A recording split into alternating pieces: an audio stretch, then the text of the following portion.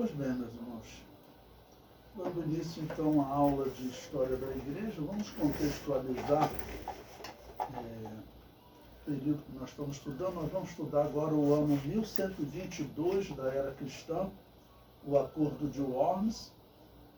Vamos lembrar que passaram-se cerca de 50 anos desde que nós estudamos, 49 anos, desde que no ano 1073, Gregório VII conseguiu fazer aquela reforma na Igreja Católica, enfrentando o imperador e dando início a um processo que vai culminar agora. Esse acordo de Worms, ele é o quê?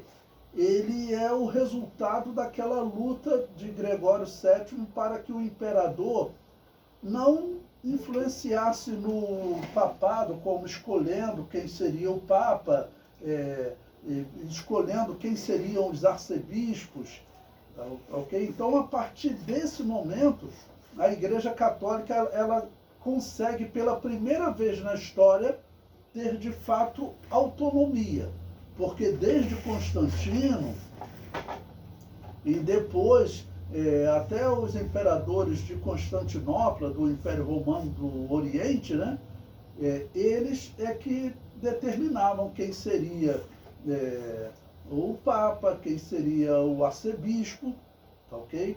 Mas nós vimos que nesse período agora haviam dois papas, um papa do imperador e um papa dos bispos de Roma. A partir de agora, vai ser finalizado essa influência do imperador no papado. Ok? Então, o ano é 1122 da Era Cristã, na página 100 do nosso livro. Eu comento, Worms era uma cidade da Alemanha. Este acordo marca o fim da investidura leiga. O que é investidura leiga que nós estudamos é exatamente o controle que o imperador do Sacro Império Romano Germânico exercia sobre a escolha de quem seriam os arcebispos. Se ele escolhia o arcebispo, automaticamente ele decidia quem seria o Papa, né? Com a morte do Papa Pascal II em 1118 da Era Cristã, os cardeais rapidamente elegeram outro Papa, com medo da interferência do imperador. Elegeram Gelásio II como Papa, mas este foi torturado por um magnata romano e perseguido pelo imperador Henrique V. Acabou se refugiando na França, onde morreu, isso no ano 1118, ou seja, voltei 4 anos para vocês poderem entender como estava ocorrendo essa influência. O império ainda ameaçava o papado. Gregório VII deu o grito colocando o papado acima dos reis e imperadores, mas o seu objetivo não será logo alcançado. Haviam-se passado cerca de 49 anos e o papado ainda estava sob controle dos políticos. Bom, eu coloquei aí uma tabela para vocês poderem acompanhar desde o ano 1080, quando houve aquela intriga, né?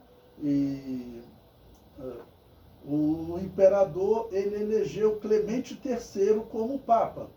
E aí, depois de Gregório, que morreu exilado, está na lista da direita, Papa dos Bispos, os bispos de Roma elegeram outros papas. Mas, na verdade, quem mandava era o imperador. Bom, chegando agora, nesse ano de 1022, a coisa vai mudar, porque aí nesse período vai haver esse acordo de Worms. Ele diz que o imperador ele se compromete a não influenciar mais. O comentário prossegue, agora na página 102. Desde o ano 1080, haviam 2 papas, um indicado pelos bispos de Roma, outro indicado pelo imperador do Sacro Império Romano Germânico. No ano 1121, o papa do imperador era Gregório III, e o papa dos bispos de Roma era Calixto II. Bom, eu peguei o texto aí do historiador Justo Gonzalez, que ele descreve também esse período para vocês poderem ter uma visão mais completa, né? O historiador diz: o próximo Papa, Calixto II, era de origem francesa, descendente dos antigos reis da Burgúndia e parente do imperador. Então, você veja que, apesar de ele, vamos dizer, teoricamente ele não decidir, ok? Mas eram parentes dele, tá bom? Este estava cansado da contenda interminável, principalmente porque ainda não podia confiar no apoio dos nobres. Quando vários dos seus prelados mais importantes se declararam favoráveis a Calixto e contra o antipapa Gregório VIII, bom, quando chama aqui de antipapa, para vocês poderem entender, é como os católicos, historiadores católicos e protestantes, no caso, Justo Gonzalez é um historiador protestante, né?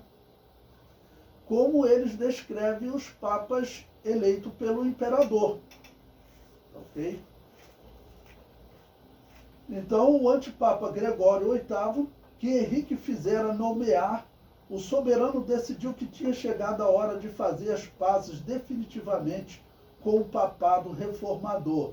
Papado reformador porque eu expliquei para vocês que até os católicos, eles dizem que Lutero não fez uma reforma na Igreja Católica. E realmente, tecnicamente, não é uma reforma. O que Lutero fez, eles chamam de revolta. E, tecnicamente, é uma revolta, né? Você sair, formar outro grupo, isso não é uma reforma. É claro que os luteranos vão dizer que eles tentaram reformar a Igreja Católica, mas não conseguiram, ok? Mas, realmente, tecnicamente, não foi uma reforma. Agora, o que Gregório fez, então, foi uma reforma. Então, por isso que ele está, aqui o historiador protestante chamando de papado reformador. As negociações se estenderam por muito tempo e não faltavam novas campanhas militares, receios e ameaças. Vamos lembrar que, nesse momento, tinha acontecido a Primeira Guerra Santa, ok? Eles tinham conquistado Jerusalém, ou seja, o papado dos bispos, o Papa dos bispos, ele estava fortalecido, porque ele se dividiu com o Sacro Imperador Romano Germânico, e quem convocou a Guerra Santa foi o Papa dos bispos, ok? E que foi Urbano II. E como a Europa respondeu, e eles conquistaram Jerusalém, então aquilo tudo foi, assim vamos dizer, até meio herético o que eu vou falar, mas um avivamento do catolicismo. Uma alegria, né? Porque eles acreditavam que Jesus realmente tinha dado ordem para aquela guerra, e essa vitória, no entender deles, comprovava que Urbano II estava correto quando ele disse: Jesus está ordenando. Então teve essa alegria, seria como um avivamento. O comentário prossegue, ainda na página 102. Mas no fim as duas partes chegaram ao acordo de Worms. Nele ficava determinado que os prelados seriam nomeados através de uma eleição livre, de acordo com os costumes antigos, se bem que na presença do imperador ou de seus representantes. Mas quem iria escolher seriam os outros bispos. A princípio vai mudar pouco, porque os bispos e arcebispos existentes, eles eram determinados pelo imperador, então eles iam votar junto com o imperador. Mas a partir disso, vão se passar 10 anos, 20 anos, o poder papal vai crescendo. A investidura com a entrega do anel e do cajado pastoral ficaria entregue às autoridades eclesiásticas, mas seria o poder civil que concederia aos bispos e abades com o cetro todos os seus direitos, privilégios e possessões feudais. O imperador se comprometia também a devolver à igreja todas as propriedades eclesiásticas que estavam em seu poder e fazer todo o possível para que os diversos senhores feudais fizessem o mesmo. Ou seja, todos os donos de terra, né, que eram os senhores feudais, todas as pessoas que tinham uma condição financeira boa, todos eles agora entravam nesse acordo, vamos dizer, dando autoridade à Igreja Católica para ela mesma fazer as suas escolhas. Então, aos poucos, o que está acontecendo é que eles estão assumindo o poder definitivo. A partir de agora, vai se cumprir realmente o que o Papa Gregório VII dizia, né? Que Deus fala só com o Papa e o Papa fala com o imperador e com o povo. Antes, eles entendiam que o imperador era igual ao Papa. Deus falava com o imperador e com o Papa, mas a partir de agora não. Essa influência do imperador era chamada de investidura leiga, né? E eu complemento. O acordo deu fim à investidura leiga, ou seja, o direito do imperador indicar bispos e arcebispos. A partir desse acordo, a indicação dos bispos fica reservada à Igreja Católica. O item 61 do material didático, ainda na página 103, diz perseguição papal. Bom, vamos dar um pulo agora. Nós estamos estudando o ano 1122, quando ocorreu o Acordo de Worms, né? E agora, passados 17 anos, como eu disse para vocês, o poder papal vai crescendo. Ele se torna uma autoridade acima dos imperadores, o que é único na história do catolicismo. Desde Constantino, quem mandava era o imperador. Bom, no ano 1139, neste ano a Igreja Católica estava envolvida nas batalhas contra os muçulmanos que tentavam retomar territórios perdidos, mas a perseguição aos anabatistas prosseguia. Bom, esse período, 1139, é um período que ele ocorre entre a Primeira e a Segunda Guerra Santa. Na Segunda Guerra Santa, vai ser no decorrer dela que a Igreja Católica perde o controle sobre Jerusalém. Ok?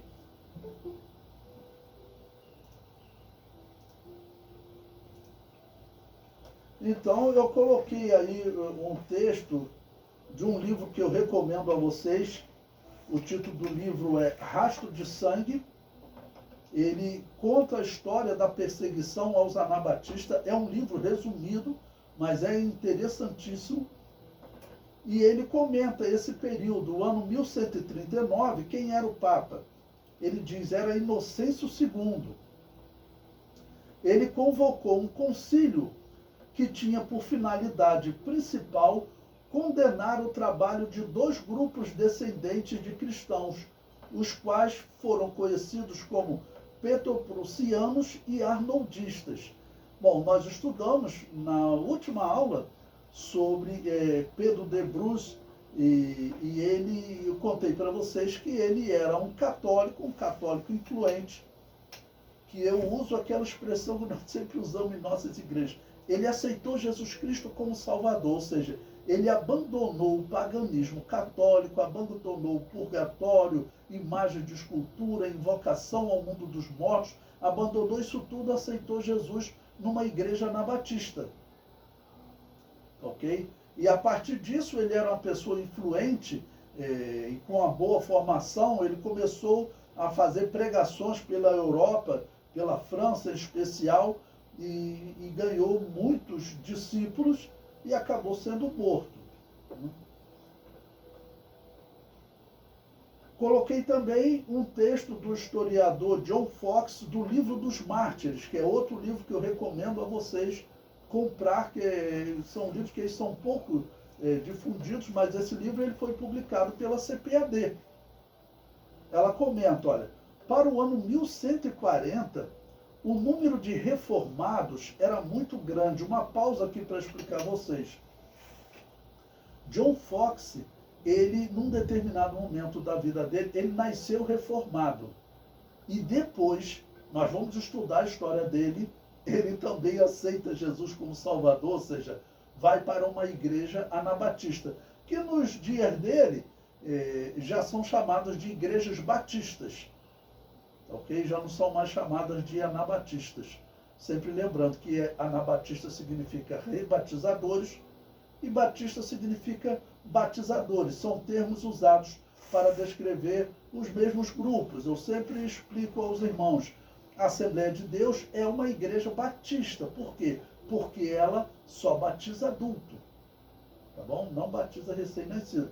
O termo anabatista ou batista, ele é usado na história para descrever as igrejas que só batizavam adultos. O comentário prossegue. A Igreja Católica afirma que nunca matou um anabatista, que os reis e príncipes que matavam. Mas isso é mentira, pois todo julgamento e ordem para os príncipes executarem os anabatistas partia da autoridade católica. Observe que esse período que nós estamos estudando, o ano 1139, ele ainda não foi criada a Inquisição. A Igreja Católica, como nós vimos documentos de diversos papas, pedindo aos imperadores, às autoridades, para eles perseguirem as igrejas anabatistas. Ok? Nós veremos a partir de 1215, 1230, nesse período é que eles vão organizar formalmente a Inquisição. E como ocorria? Vinha uma autoridade católica, ela examinava, fazia a Inquisição, né? Que inquiria a pessoa, um interrogatório, e assim ela identificavam quem eram os anabatistas, ok? Identificando quem eram os anabatistas, o que a Igreja Católica fazia? Então ela falava para a autoridade do Estado, olha, pode matar porque esse daí ele não batiza recém-nascido, é um herege, tem que ser morto. Aí eles falavam, não, olha, quem matou foi a autoridade civil. Mas quem foi que deu ordem para a autoridade civil? De onde parte essa ordem? Parte dos papas e dos homens que eles indicam para fazer esses julgamentos, tá ok?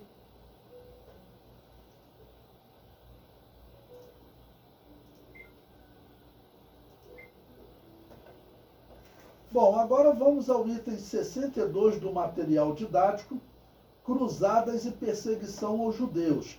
Bom, como eu disse para vocês, esse período que nós estamos estudando vai sempre contextualizando. Por isso que eu coloco a aula em ordem cronológica para vocês. Esse período, nós estamos estudando ainda um período entre a Primeira e a Segunda Guerra Santa. Nós estamos no ano 1144, faltam 3 anos para a Igreja Católica decretar a Segunda Guerra Santa, ok? Então, nesse período, os judeus também sofriam. Os judeus também sofriam. Porque muitos católicos diziam, nós vamos lá para Jerusalém lutar contra muçulmanos e judeus, porque os judeus, eles habitavam na região de Jerusalém, de todo o Império Muçulmano, os judeus habitavam sem problema. Eles não tinham perseguição nenhuma. Toda perseguição é feita pelo catolicismo. Acredite, o judaísmo, eles conviviam muito bem com os muçulmanos. Os muçulmanos tratavam os judeus até como povo a ser protegido. Por quê? Porque eles eram o povo do livro, diziam os muçulmanos. Porque eles que escreveram a Bíblia e Maomé se fundamentou na Bíblia para dizer que ele era um profeta igual Jesus, Moisés, Abraão. Bom, ano 1144 da era cristã. Em seu artigo Peregrinações Cristãs, Cruzadas e Perseguição aos Judeus na Idade Média, Rebeca Souza Batista diz, bom, essa historiadora, ela traz uma visão judaica, e ela, veja que o título, ela coloca aqui Peregrinações Cristãs, na verdade são peregrinações católicas, só que eles não conseguem distinguir.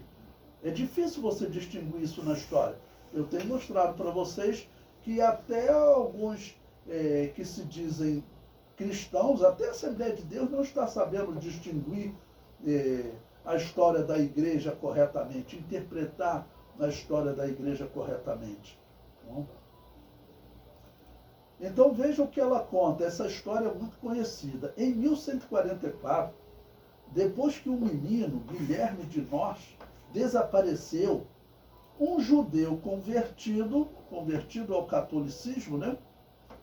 Teobaldo de Cantuária, surgiu em cena para dizer que os judeus eram obrigados a crucificar crianças anualmente, na Páscoa e num lugar escolhido por uma conferência anual de rabinos.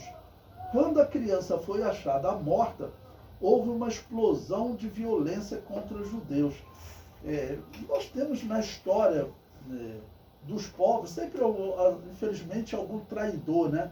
Pessoa que, quando um exército estava cercando uma cidade, ele procurava o líder do exército inimigo e dizia, olha, se você me colocar como líder, quando você conquistar a cidade, eu te digo como você entrar na cidade. Isso aconteceu até com os judeus, ainda antes do Novo Testamento. Flávio Joséfo conta a história de judeus que fizeram isso com os romanos, com os gregos, ok? E esses judeus convertidos ao catolicismo, o verdadeiro judeu, ele rejeita a crença em purgatório, rejeita a invocação ao mundo dos mortos. Quando eles entravam para o catolicismo, normalmente obrigados, eu contei a história para vocês de um rabino que se recusou aceitar o batismo católico, cortaram as mãos e os pés dele. Então, esse homem, quando se converteu ao catolicismo, Teobaldo de Cantuária, o que ele fez? Ele acabou inventando essa mentira e acabou que explodiu uma grande violência contra os judeus nesse período.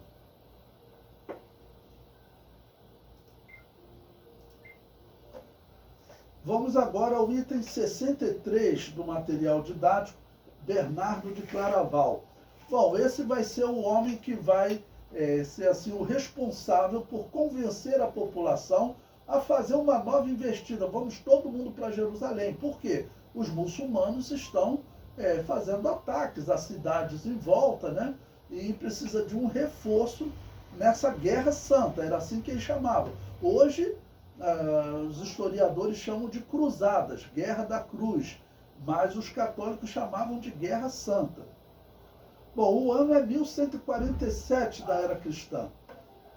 Eu comento, a primeira cruzada aconteceu entre os anos 1096 e 1099.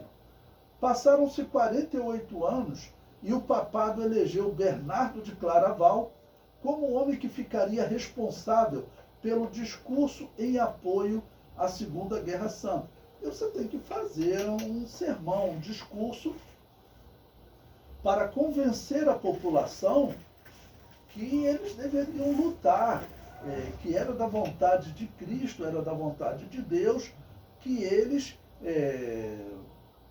matassem e, se morressem, eles tinham perdão de todos os seus pecados e iam para o paraíso. Essas pessoas, quando morriam, pensando, eles chegando diante de Cristo para serem julgados, que a Bíblia é bem clara, dizer que não existe purgatório. Está ordenado aos homens morrerem uma só vez, vindo depois disso o juízo. Morreu, ocorre o juízo. E essa pessoa chegando de Cristo toda alegre, olha, eu estava lá na terra lutando porque o teu representante lá na terra, o Papa, nos deu essa ordem, então eu fui obediente a essa ordem, morri lutando por Jerusalém. E ele vai ouvir de Jesus que Jesus nunca deu essa ordem. Mas o Papa Urbano II falou, Inocêncio III falou, todo mundo falou, não, aqueles homens não me representavam. É o que eles iriam ouvir, ok? Mas Bernardo de Claraval, então, tem essa responsabilidade, convencer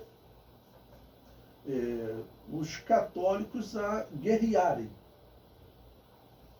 O comentário prossegue. É importante contextualizar Bernardo com as guerras santas. Os católicos matavam judeus e árabes fundamentando-se em quem? Claraval responde, defendendo a teoria da guerra santa ou guerra justa de Agostinho de Hipona.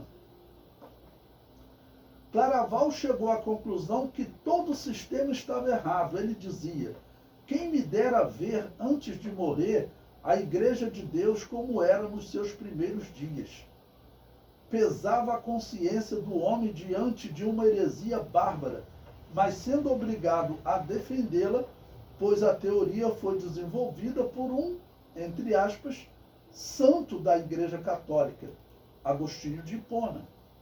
Até hoje, se você for ouvir aí uma pregação de reformado, protestante, católico, quem é a grande referência deles?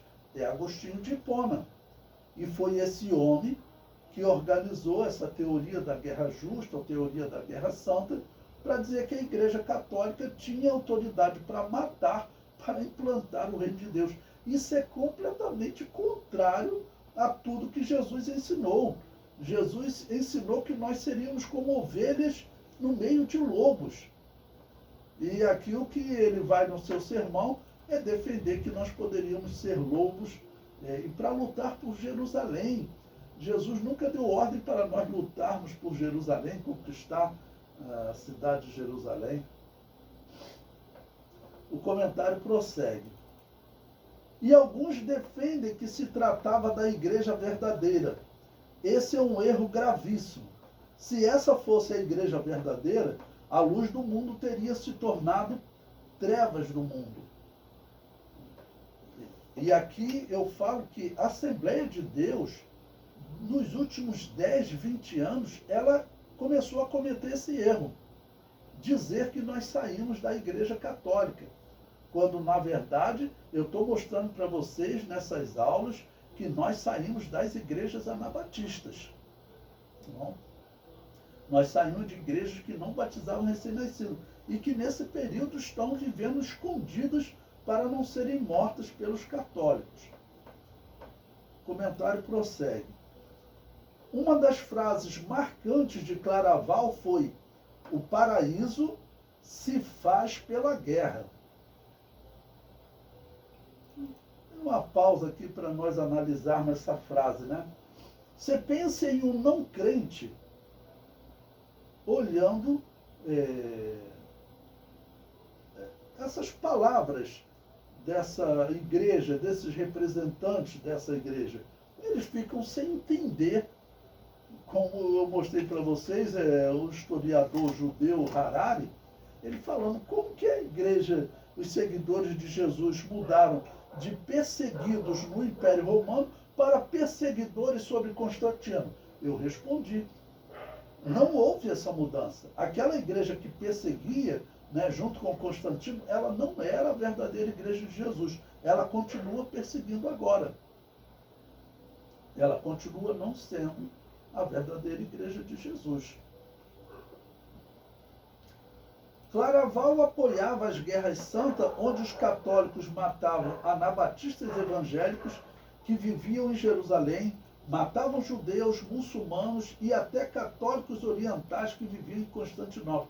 Em todas essas guerras, na Primeira Guerra Santa, eu mostrei para vocês textos de historiadores católicos descrevendo pelo menos uns 7 grupos, 7 grupos, igrejas, okay, que eram diferentes da Igreja Católica, que viviam em Jerusalém e que foram massacradas pelos católicos. Os católicos massacraram todos.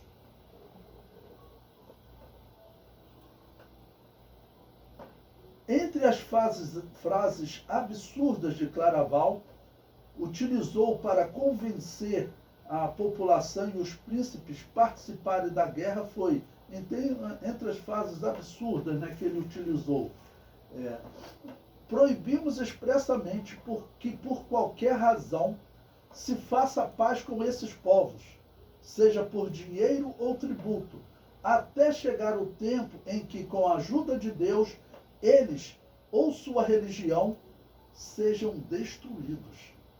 Era assim que os católicos acreditavam que eles deveriam implantar o reino de Deus. Na página 106, continuando. Não é assim que o cristianismo caminha. A profecia diz que no reino de Deus, todos buscarão a Deus. A verdadeira fé jamais será imposta pela força e pela violência. Principalmente o profeta Isaías. Você pode ler Isaías 9, Isaías 11, Isaías 35, sempre descrevendo o povo subindo a Jerusalém, as outras nações subindo a Jerusalém para cultuar a Deus. Não fala de você sendo obrigado a servir a Deus. Então, essas guerras santas que nós estamos estudando, estamos na página 106 do material didático aí, essas guerras que nós estamos estudando, elas não são autorizadas por Deus. Nós temos que falar isso para o mundo, temos que falar isso para as nações, sejam judeus, muçulmanos, ateus, gnósticos, ímpios em geral, todos eles estão enganados até hoje, pensando que realmente essas guerras foram organizadas pela Igreja de Jesus. O comentário prossegue. Claraval foi o responsável por elaborar os fundamentos espirituais que a ordem dos templários deveriam seguir. Os templários, vocês sabem que os historiadores, hoje tem diversas obras escritas sobre isso, eles eram, na verdade, satanistas gnósticos e eles organizaram a maçonaria. É a conclusão da história claramente hoje. Ok? E é claro, você viver tirando a vida de pessoas, né, isso não é cristianismo. Pois bem, eu coloquei aí o texto para vocês de um historiador católico, membro da Academia Francesa de Letras, Daniel Rups. Veja o que ele diz. Nada neste tempo escapa à crítica. Lembremos-nos das violentas reprimendas de São Bernardo. A ela podemos acrescentar outros testemunhos não menos arrasadores. Desde a Cúria Romana, Cúria, irmãos, é a corte romana, né? Desde a Cúria Romana, da qual Jacques de Vitry, né, que foi o patriarca de Jerusalém, era um patriarca de Jerusalém. Nesse período que os católicos dominavam Jerusalém, Jerusalém tinha um patriarca, né, que cuidava da religião católica lá. Diz que todos ali estão tão ocupados em assuntos temporais e mundanos que as coisas espirituais são totalmente silenciadas. Até esses párocos, que São Bernardo descreve como escravizados pela avareza, governados pelo orgulho e amigos de fazer gala das suas abominações nos mesmos santos lugares. Ninguém sai incólume. Ou seja, isso aqui é um historiador católico, falando uma obra que é até interessante como história, né? Uma obra em 8 volumes, muito interessante, mas eles mesmos descrevem a vida que essas autoridades católicas, que os católicos em geral levavam.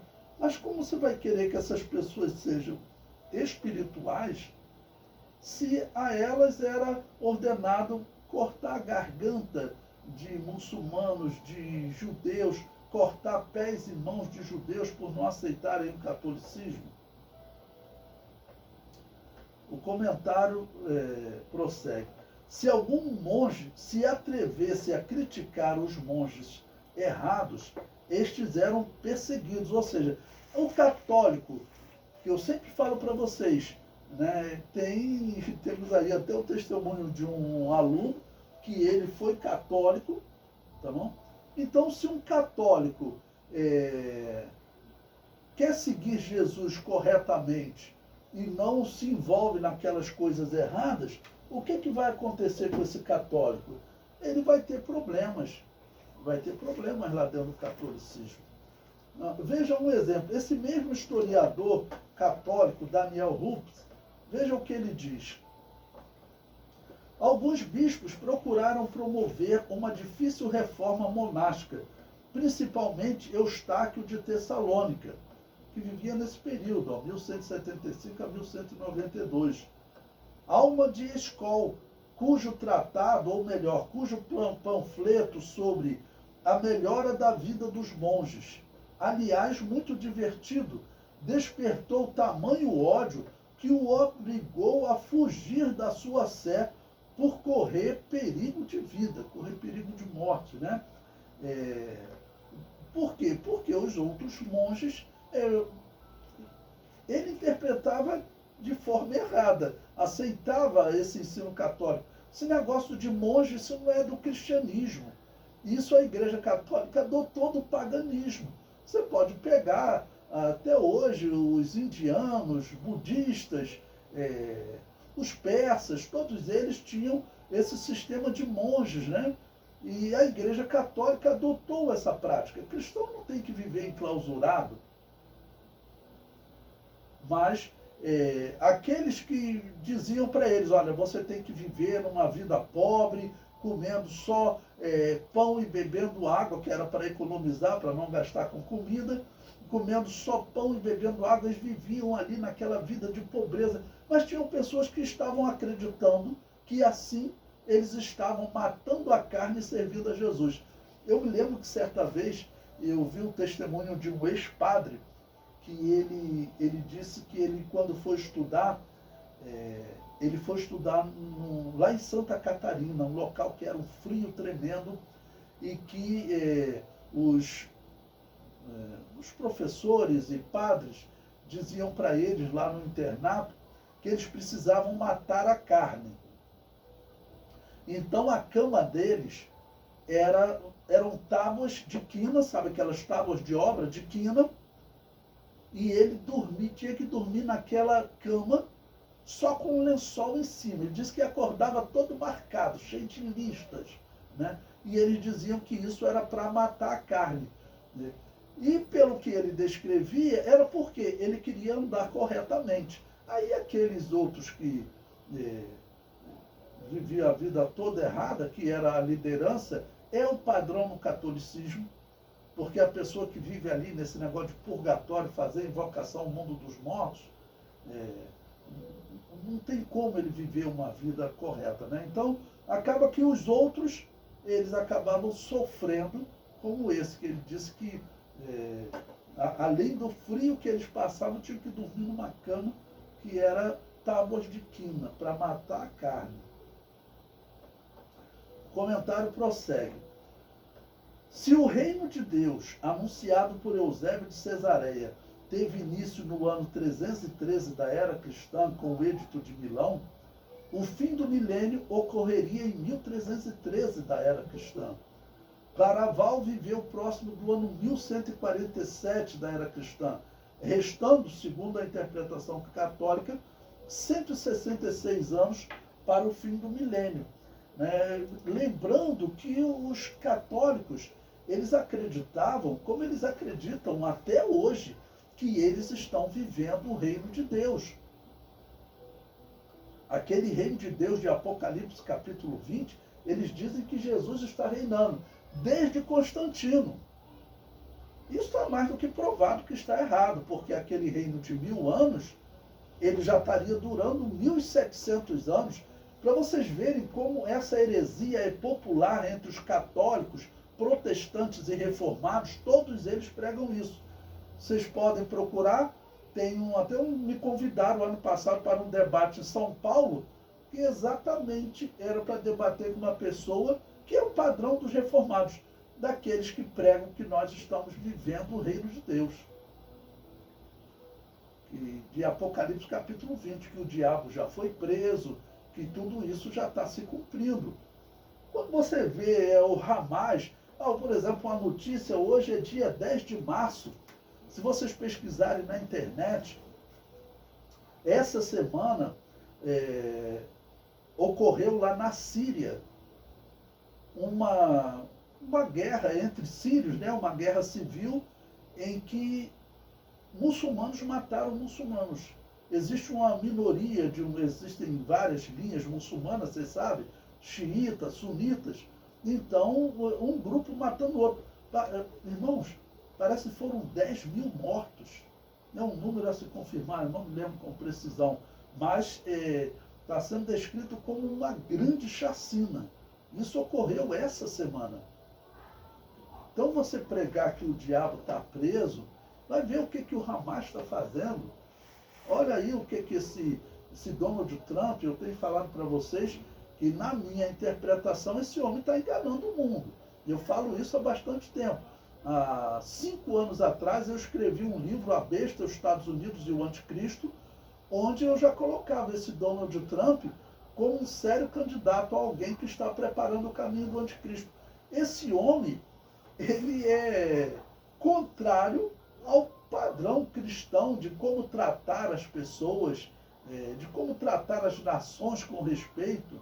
O homem, ele só visa o lucro. É isso que ele está fazendo agora. Agora pense no escândalo diante do mundo. Porque o mundo sabe, o mundo está vendo que os evangélicos, muitos evangélicos, estão tratando Donald Trump como um cristão que veio para salvar o mundo. Ok? Esse homem, na minha interpretação, eu sempre falo, se eu estiver errado eu fico até feliz, mas na minha interpretação esse homem não se converteu não. Aquela conversão é falsa e ele é ligado a igrejas reformadas calvinistas da Ku Klux Klan. Ok? Ele é ligado a esse tipo de igreja, que não são igreja cristã. Igreja calvinista não é igreja cristã. Então, o que nós estamos vendo é um mau testemunho e algumas pessoas dizendo que ele seria um homem de Deus. Ele está fazendo só coisa ruim? Não. Porque o anticristo, ou aqueles que vêm preparando o caminho do anticristo, não vão fazer só coisas ruins. O anticristo, toda a igreja prega que no princípio, pelo menos nos 3 anos e meio iniciais, o anticristo, ele vem com uma mensagem de paz, de solução para os problemas do mundo, e depois ele mostra a verdadeira cara. Então hoje, o que ele faz? Ele, por exemplo, está combatendo a agenda woke, que é uma agenda que quer transformar as nossas crianças em homossexuais. Isso aí, a Rede Globo trabalha por isso, o governo está trabalhando por isso, né, nessa campanha para sexualizar as nossas crianças. Isso é real, ok? Isso está no mundo todo. O Donald Trump está trabalhando contra isso. Mas, lembre-se, o próprio apóstolo Paulo diz que os ministros de Satanás, eles se disfarçam de ministro de luz. Então, vigiem. Vigiem. E eu repito, se daqui a alguns anos, não, pastor Levi, ele estava convertido mesmo, viu? Você estava errado. Eu fico até feliz de estar errado, pensando que alguém não estava convertido e que ele tenha de fato se convertido.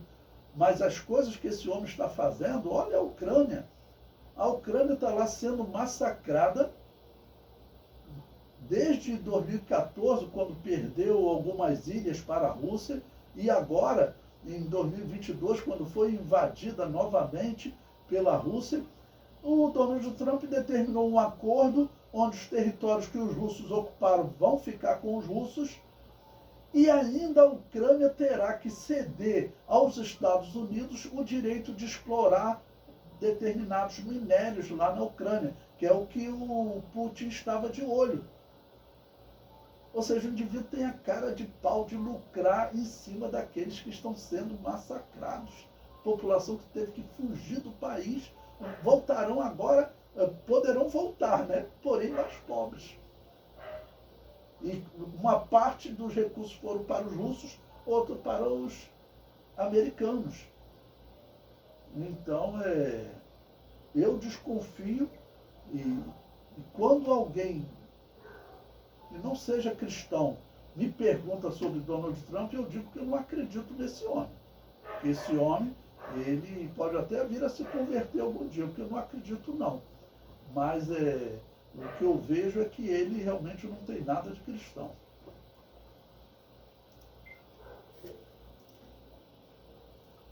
Irmão Roberto levantou a mão? Pode falar, irmão Roberto. Pastor, eu guardei essa sua palavra de um bocado de tempo atrás, realmente, das características de Donald Trump. Eu gostaria também de manifestar a minha visão pessoal.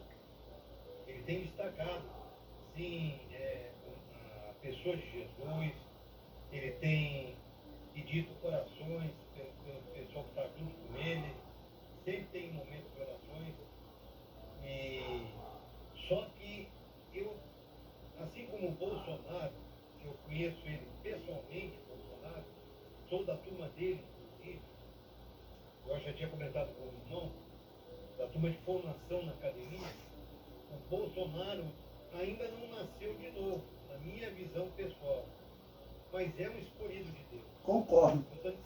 Eu também... Oh, não, desculpa, eu concordo que ele não nasceu de novo, mas eu não digo que ele seja um escolhido de Deus. Até tomara, mas pode prosseguir. Eu digo escolhido para os propósitos que Deus tem com o governo brasileiro e com o Brasil em si. Mas o Donald Trump eu também vejo da mesma forma.